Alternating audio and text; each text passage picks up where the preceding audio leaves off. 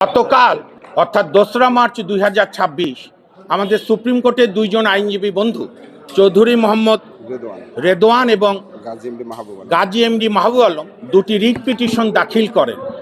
যে দুটি writ পিটিশনে challenge করেন ওনারা যে এই যে জুলাই জাতীয় সনদ উইদিন ব্র্যাকেট সংবিধান সংস্কার বাস্তবায়ন আদেশ এবং আরেকটি গণভোট অর্ডিন্যান্স, এই দুইটি কেন অবৈধ হবে না, কারণ সংবিধানের সঙ্গে সাংঘর্ষিক।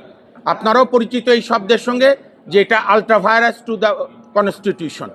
গতকাল সুপ্রিম কোর্টের একটি সম্মানিত রিট বেঞ্চে, দ্বৈত বেঞ্চে বিচারপতি মোহাম্মদ রাজিকাল জলিল এবং বিচারপতি মোহাম্মদ এমডি আনোয়ার ইসলাম মহোদয়ের কোর্টে আমাদের সুপ্রিম কোর্টের সিনিয়র আইনজীবী এহসানুল করিম এবং আমরা হিয়ারিং করি ও ব্যারিস্টার জ্যোতির্ময় বড়ুয়া সহ অনেক আইনজীবীগণ হিয়ারিং করে।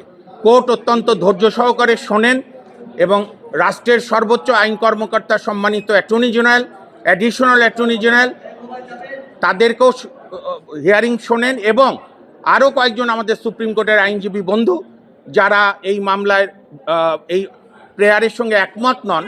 যদিও প্রথা নাই রুল ইস্যুর আগে কাউকে শোনা, কিন্তু তবু কোর্ট শুনেছে অ্যাজ এ লিবারাল ভিউ। এবং আজকে আদেশের জন্য ছিল, আজকে আদেশ হয়েছে, মহামান্য হাইকোর্ট আদেশ দিয়েছে যে রাষ্ট্রপতি কর্তৃক প্রণীত 13/11/2025 জুলাই জাতীয় সনদ সংবিধান সংস্কার বাস্তবায়ন আদেশ কেন অবৈধ হবে না, সেই মর্মে 4 সপ্তাহের মধ্যে রুল দিতে বলেছে। এবং আরও একটি গণভোট আদেশ, সেই গণভোট অর্ডিন্যান্স যেটা, সেটাও কেন অবৈধ হবে না, সেই মর্মে রুল জারি করতে বলেছে।